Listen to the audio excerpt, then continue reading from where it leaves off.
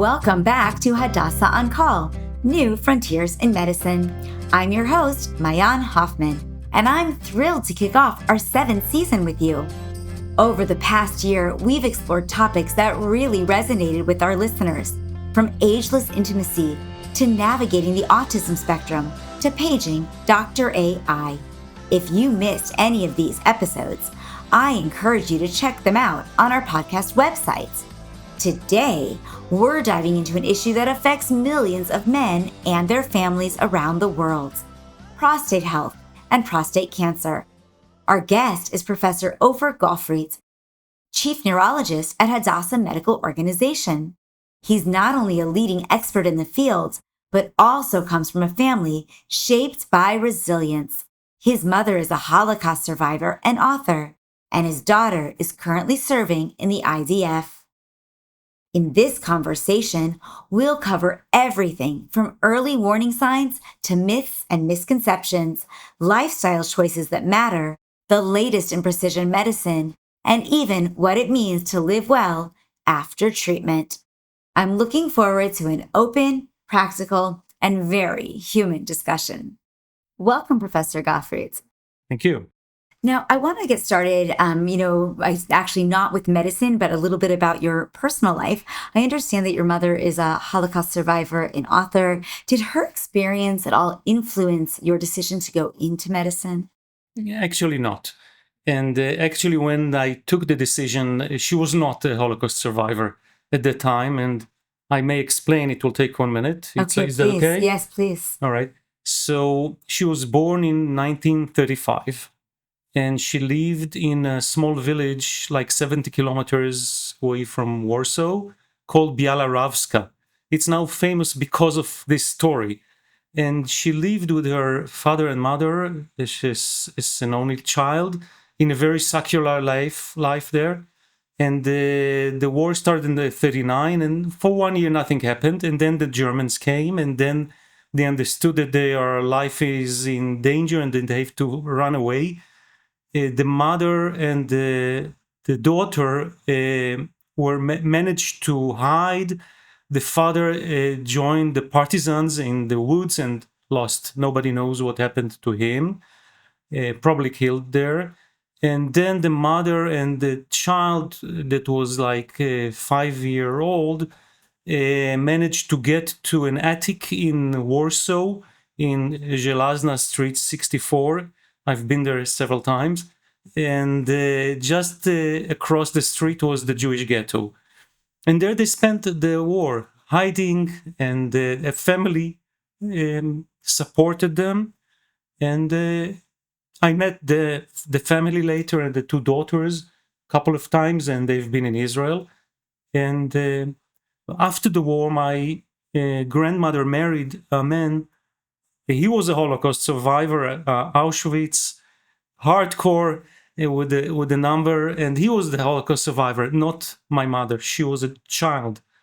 Actually, only after her mother died, she started talking, and then the book came out. But during the time when I took the decision, she was not a Holocaust survivor. She was a nurse, a head nurse in Tel Aviv, and this had nothing to do with my decision. My decision was based on my interest in science and the inspiration I got from Galilee and from Semmelweis and Lister and all the great Pasteur, and nothing to do with the Holocaust. I'm sorry. No, it's all right. That's why we ask. I always want to learn about people a little bit and their family. I also was reading about your daughter being in the IDF, being in a very good position in the IDF. So now I want to jump into the questions that obviously relate to the core reason for this podcast, which is about prostate cancer.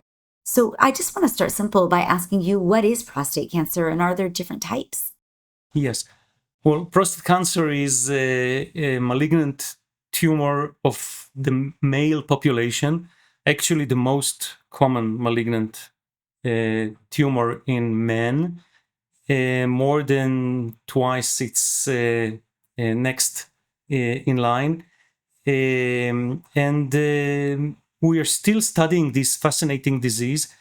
The risk, well, if a man dies in, let's say, car crash and he's been cut to pieces, like a 70-year-old man dies in a car crash, about 70% of them will harbor prostate cancer. And this will not affect their life, or they will not know about it.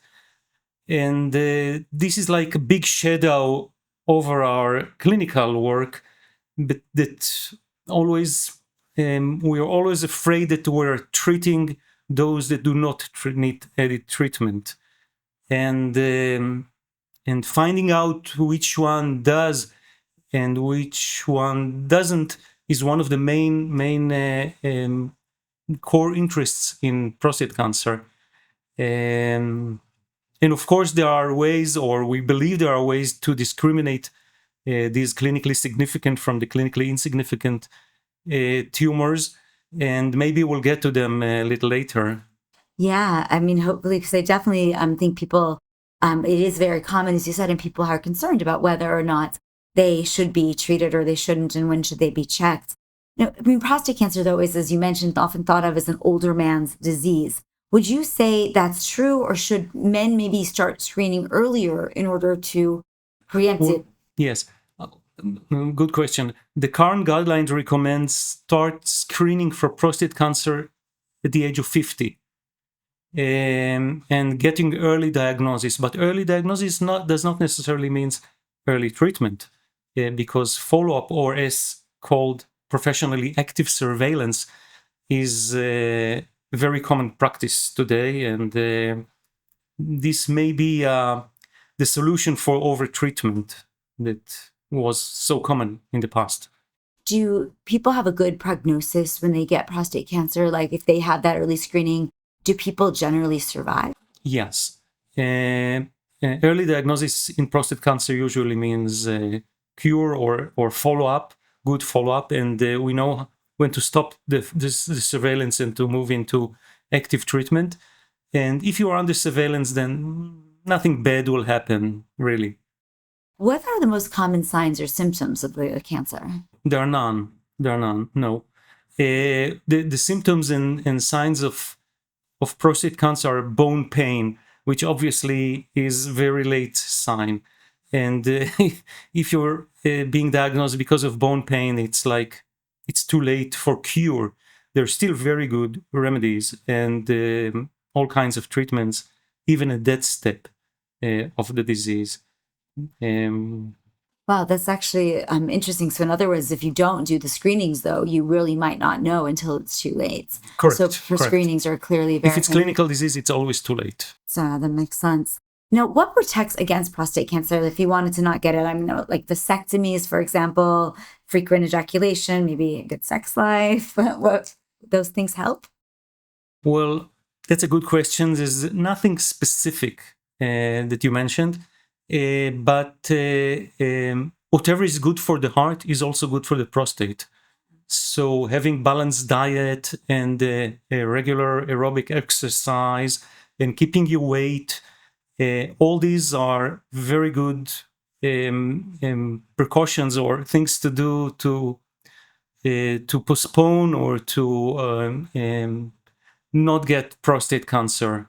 And this is proven. Overweight men have higher risk of prostate cancer, and sedentary life. So whatever is good for the heart is also good for the prostate. That's the easiest answer. Seems to be the trends. I think, in all these interviews over the years, whenever I say, well, what is the thing that you can do to prevent it? They say, eat right, exercise, be healthy, and then you won't have all of these other, diseases as well. But what about family history and genetics? Does that have any impact? Yes. If a relative, father or grandfather, or more relatives have had prostate cancer, that's a very important risk factor. And screening should start earlier, like at the age of 45. But then I follow many people with relatives, and if they keep on coming and the follow-up is okay, nothing happens. It's amazing. So it's interesting because lifestyle, you said, is impactful, and genetics is also, but then could it possibly be, like, I know with like type 2 diabetes, It's a little bit genetic, but it's also more lifestyle. And so while your father Absolutely. might have it, if you're healthy, you probably won't get it. Absolutely. Yes. It's exactly like this. So, Now, what about like vitamins or supplements? Is there anything that you would recommend that people take that adds to that healthiness? the vitamins and supplements are good for the company that manufacture them, not for the consumers. For the customers, no, none. Nothing needed. Personally, I do not take anything. And Makes sense. What is PSA testing? I was reading about that. What is that? PSA. PSA is actually an enzyme, a protein, an enzyme manufactured by the prostate, and its physiological role is to liquefy the semen. After expulsion, the semen coagulates, and the evolutionary idea behind this is to coagulate it in the cervix, the uterine cervix. And once the egg will arrive to the uterine tube, she will meet a sperm there.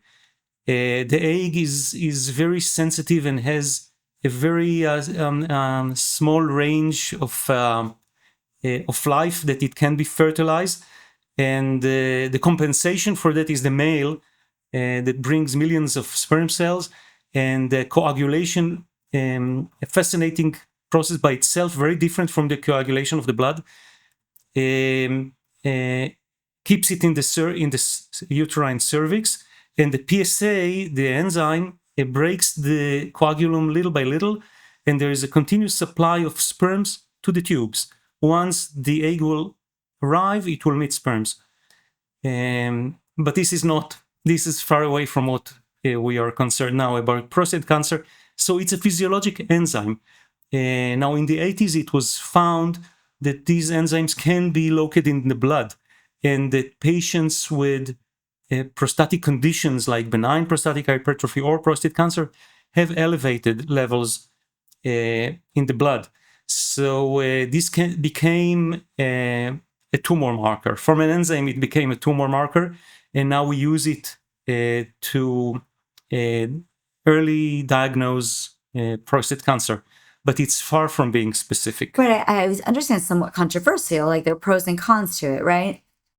Well, there are, because its levels in the blood are high, even in patients with enlarged prostate, benign enlarged prostate.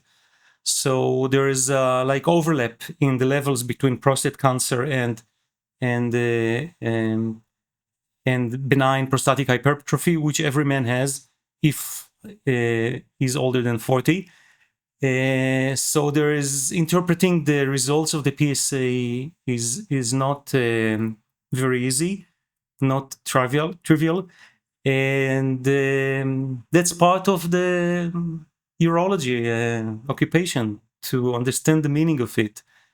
There are better examination blood tests today, like 4K score or ISO-PSA, that are more predictive of prostate cancer. And we use them quite a lot to avoid biopsy, or MRI, which are the next steps. Yeah, and I mean, I was looking at that. There's such a breadth or a depth, I guess, of different kinds of ways that one can be tested. What would you say is the most common here at Hadassah? Like, if somebody is going to come in for that 50-year screening and get started, what is the test that they're going to receive? Well, the guidelines, and in Hadassah, we use the PSA and the rectal examination, which still holds an important part of the practice. So he'll get these two. PSA and rectal examination, digital, by finger. Wow. And then if the PSA is elevated, would you do an additional test? Well, it depends on the patient and on his prostate. The patient general health is very important, and the risk factors like family history and the level of the PSA and the size of the prostate. But many men with elevated PSA do get MRI of the prostate, and this serves as additional screening, and also if there are lesions that are suspicious, as target for targeted biopsies. we know how to biopsy from the lesion that is seen in the MRI. So now let's say, God forbid, that you discover that somebody does have prostate cancer. What is the initial treatment they're going to receive, and what in general does treatment look like for it? All right. So the diagnosis of prostate cancer does not necessarily mean treatment for prostate cancer. As we discussed earlier, there are active surveillance, and I follow many men with prostate cancer and nothing happens to them. They just keep coming, and I keep smiling at them. But there are criteria where you have to move to active treatment. And these are based on PSA, on the finding of the biopsy. If it is high grade, then no doubt that this man is at risk of metastasis, and treatment should be done as early as possible. There is another important imaging test called PET PSMA, Okay. and in PET PSMA, this a tracer is injected which trace the prostate and its metastasis in lymph nodes or in bones, and we use it in patients with high-grade disease to discriminate metastatic from non-metastatic disease, and those that will get localized treatment, surgery or radiation, and those that will get systemic treatment. Okay, so I want to also, I guess if you're getting this treatment, then you're monitoring it during the process. Is prostate cancer generally fast or slow growing once it's become metastasized, once it's active? Like, is there a stage 4, like we talk about with other cancers? All right. The localized prostate cancer is extremely slow disease with doubling time of months and years. But once it's metastatic, then it's a different ballgame. And this could be quite fast disease with a month till it's doubles. But generally speaking, prostate cancer is a slow growing tumor. There is time to diagnose it early. And you said that generally speaking, as you said, that people can have a good prognosis and they live. But what is the percentage of people who are diagnosed with prostate cancer and survive? Well, I guess most of them survive. So in the 90s, Yes. or Yes. Uh-huh. And they are left to die from other reasons. Like everyone But that's else. medicine, yes, to postpone it and to... Right, for sure. Now, if a man is treated and he goes into remission, so he's going to survive the cancer, does that affect his daily life in any way, or his sex life even? Yes. Unfortunately, many of the treatments do affect the erection, because the erection nerves, the cavernosal nerves, they really cross on the prostatic capsule. So if you do radical surgery, you can preserve the nerves. They are microscopic. We know where they are, but we don't see them in surgery. So we can keep them, preserve them, nerve sparing surgery. But nerve sparing surgery does not mean erection sparing surgery. And because they are very sensitive, and just one touch will damage them. So I always inform the patient that erection post-surgery will not be the same as erection pre-surgery. Now, radiation also, the nerves are sensitive to radiation, but it takes longer. The injury is, the loss of erection occurs later. Now, in the more advanced disease where we use hormonal therapy, like in metastatic disease and in radiation in patients with high risk, it's very common to use both to provide radiotherapy and hormonal therapy. The hormonal therapy really affects erection, but not only erection, also the libido. And once you take the testosterone, then the man is not interested, and it becomes a non-issue anymore. Actually, the finding that prostate cancer is sensitive to hormones by Huggins and Hodge in the 40s was really a breakthrough, because they connected endocrinology and oncology, and they showed that prostate cancer is sensitive to hormones, and you can reverse prostate cancer by taking the hormones. Getting Huggins a Nobel Prize like 40 years later. Yeah, wow. So what signs should a person watch for if there could be a recurrence? Like if they're they go into remission, but maybe it comes back, or does that ever happen? Post-treatment PSA is very good marker. Now, we as we talked earlier, for diagnosis, it's not so good because there's very large overlap with the benign conditions. But after treatment, let's say after a radical prostatectomy, PSA should be 0 or close to 0. And a rise means recurrence of the disease. After radiation, it's not that accurate as after surgery, but still there are criteria to use PSA. PSA is the best follow-up, no symptoms, no thing like this. Now, let's talk about research just for a moment. You've been involved in some very fascinating research, like exploring possible links between bladder cancer and the BCG vaccine and Alzheimer's disease. Can you tell me a little bit more about that work? Well, if moving from cancer to Alzheimer, which is really the malady of the Western world, and we are expecting high numbers and financial cost, enormous financial cost. If we can postpone Alzheimer even by a few years, this would be a major achievement. And the idea is that there are 3 processes in Alzheimer's disease. And one is the beta amyloid accumulation, which is mainly outside the cells.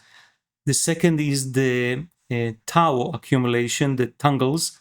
And the third is the immune system, which takes a major part in the pathogenesis of Alzheimer's disease. And BCG, the tuberculosis vaccine that we use so effectively for more than 40 years now to treat bladder cancer, to prevent the recurrence of bladder cancer, actually modulates the immune system. And it modulates the immune system in a way away from Alzheimer's disease.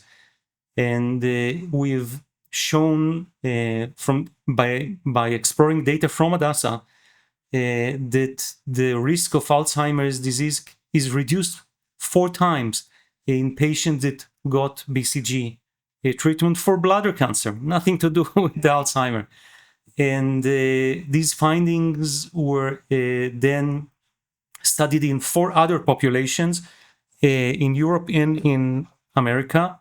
And the results were verified in different populations. And this sparks interest in this old vaccine that modulates the immune system. And hopefully it will progress. Maybe we will use kind of vaccine against Alzheimer. Right. It's interesting. I do a lot of work with the Davos Alzheimer's Initiative and George Brandenburg, and he's really into the idea of being able to have an Alzheimer's vaccine. He speaks a lot about that. And this is interesting because this is an existing vaccine rather than having to develop one. And you came onto this because of your work as a urologist with bladder cancer. That's what led you to kind of put this together. It's not my idea. It's the idea of some crazy old folks from the medical school that approached me. Berkovier, who is now not with us, and Klein and Greenblatt, the 2 old guys that are with us and are still very active and very bright. No Alzheimer with these 2 guys. Did they get the vaccine? I got the vaccine, but actually I got it in when I was born.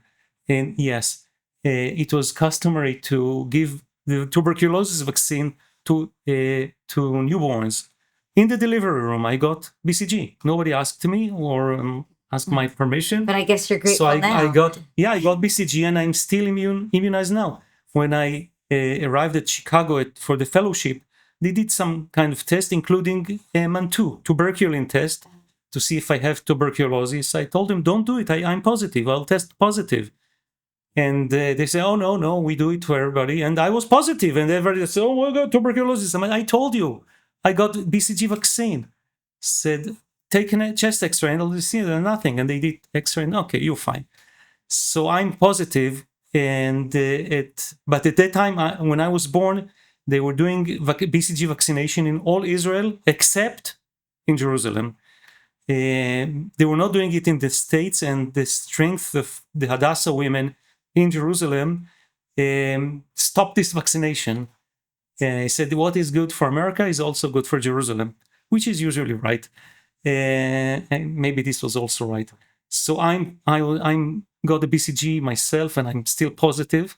I still carry these bacteria in my lymph nodes, in my cells, lifelong. Wow. And maybe I'll not get Alzheimer. Well, I was going to say we should check in about 10, 20, 30 years. But the idea was not mine. It was the idea of the old folks from medical school, and I was just their tool to prove it. Because I had the database and the patients and this fascinating idea. Yeah, and so it's really could have to be groundbreaking if it comes to fruition. But the credit is for Greenblatt, Klein, and Berkovier from medical school. So now I just want to go back to prostate cancer for a moment and look ahead at AI, precision medicine, these kinds of things. Are they changing the way, or will they change the way we detect or treat prostate cancer at some point in general, but also here at Hadassah? Yes. Well, the guidelines from 2025, both the American and the European do not hold anything about AI, but the patients do.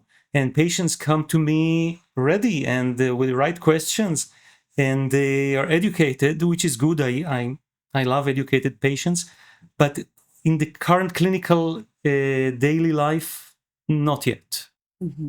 I guess it will. It will. Yeah, there's a vision for it. Yes. So just to wrap up, I was wondering if you could share something like a story of a memorable patient or piece of advice, maybe that you want to leave our listeners with. Well, the advice that I can give is go to a big hospital that has all the facilities and all the options, especially if you're doing a surgical procedure. Most procedures go well without any complication, but if something does happen, you would like to be in a big hospital like Hadassah that has all the facilities and can cope with all complications and all events. This is the recommendation I give to my patients and to everybody, I guess. Go to Hadassah is always a good recommendation. Well, Professor Gofrit, thank you so much for being here today. Thank you for having me.